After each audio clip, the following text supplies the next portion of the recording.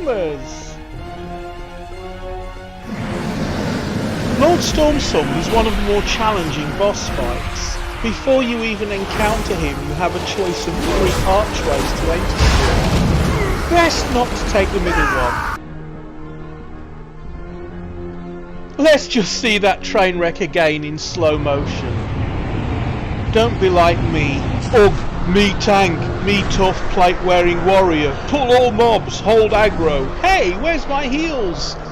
As you can clearly see in slow motion, the heals were coming, the damage was just way too fast.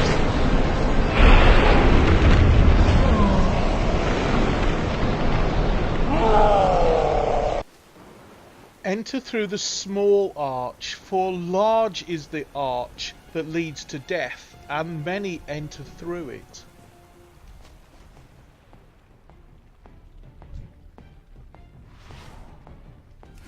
If you're not careful, these guys are tough enough to wipe an unprepared group, so don't see them as easy trash, especially if it's your first time. Treat them with some respect, and try to take them down one section at a time.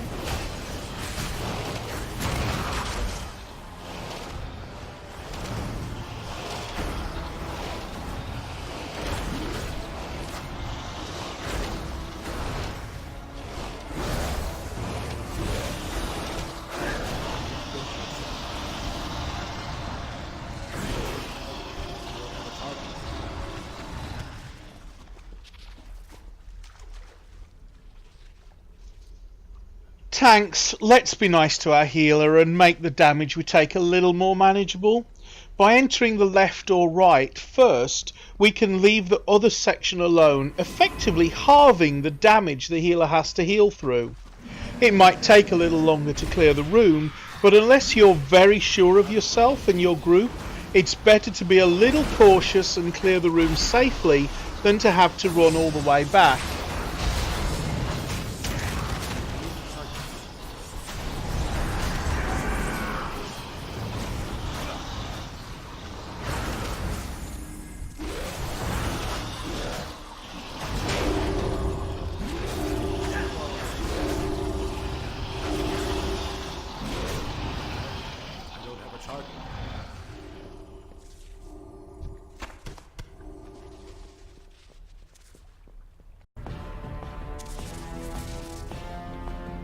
Now, when it comes to Lord Stormsong himself, there are a couple of mechanics to watch out for.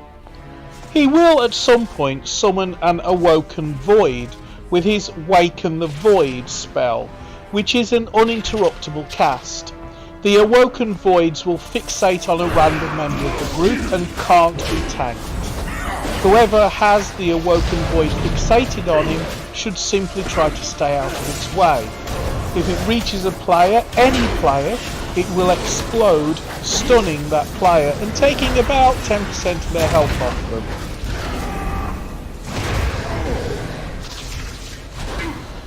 Even though the orbs can be soaked, it's best to save the orbs for when Lord Stormsong casts Ancient Mindbender, which will usually be cast on the healer. As soon as the Ancient Mindbender appears on the head of the player, it will start casting Surrender to the Void. This cast can't be interrupted and takes 20 seconds. Once the cast is finished, the affected player will be mind controlled until death. Needless to say, if the healer is mind controlled, that is almost certainly a group wipe. Now, the way to counter this mechanic is to have the affected person's health reduced to 50% before the Mindbender finishes casting. A quick way to bring the health down is to simply run into those awakened voids. So those who are not affected by the Mindbender should attack those who are affected by the Mindbender, and those who are affected by the Mindbender should try and find and run into the voids as quickly as possible. Apart from that, Lord Stormsong will routinely cast Void Bolt, which is interruptible and should be interrupted wherever possible to take the pressure off the healer, who's probably got more important things to do, trying to get a squid off their head.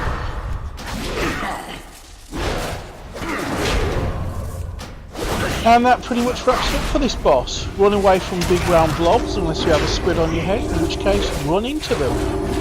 Have fun taking down old squid face, and I'll look forward to seeing you in another video.